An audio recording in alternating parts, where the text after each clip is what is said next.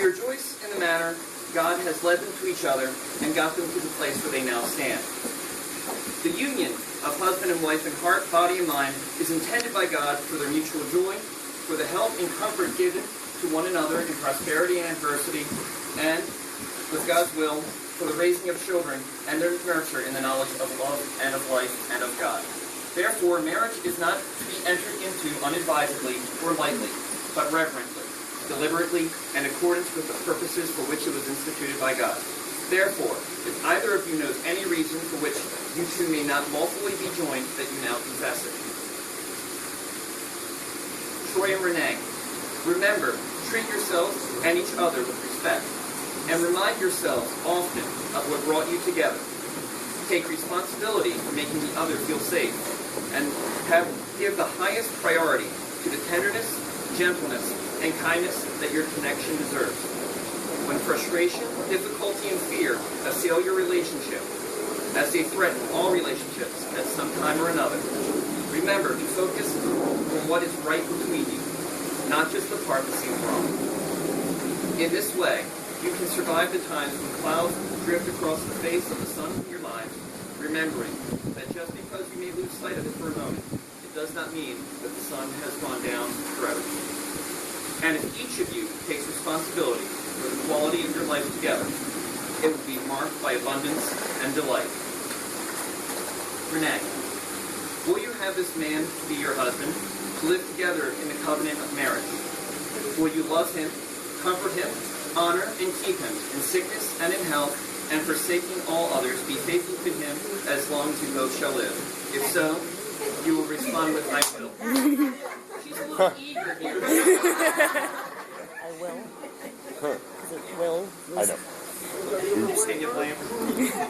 Let's see if he's able to.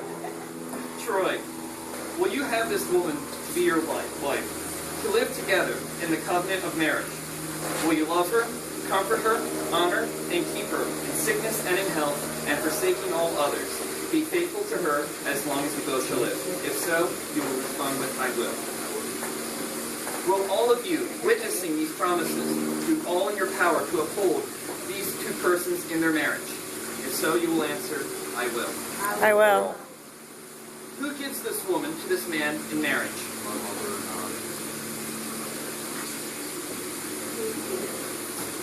Do you, Renee, take Troy to be your husband, to have and to hold from this day forward, for better, for worse, for richer, for poor, in sickness and in health, to love and to cherish from this day forward until death do you part? I do.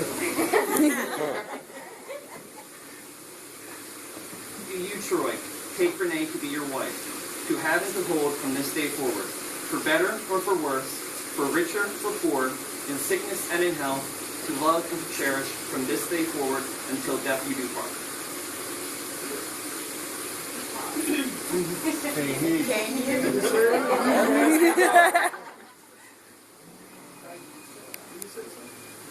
Say it again.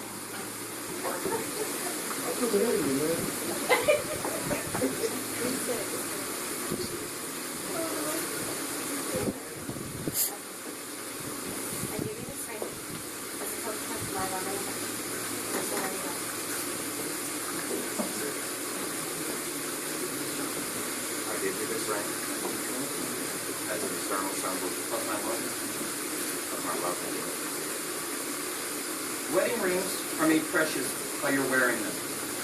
Your rings say that even in your uniqueness, you have chosen to be bound together.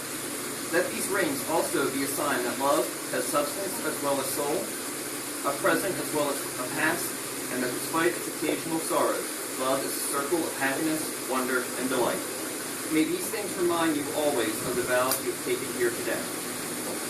Troy and Renee, you have given and pledged your promises to each other, and have declared your everlasting love by exchanging the rings. Your vows have been spoken in minutes, but your promises to each other will last until your last breath.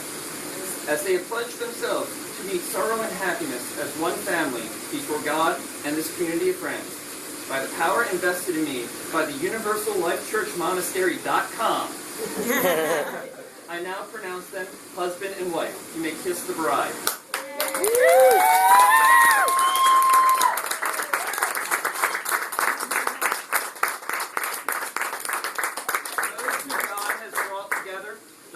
and tear asunder.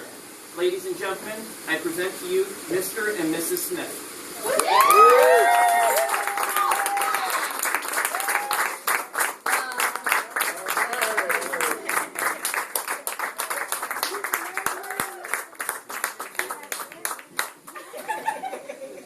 And the board.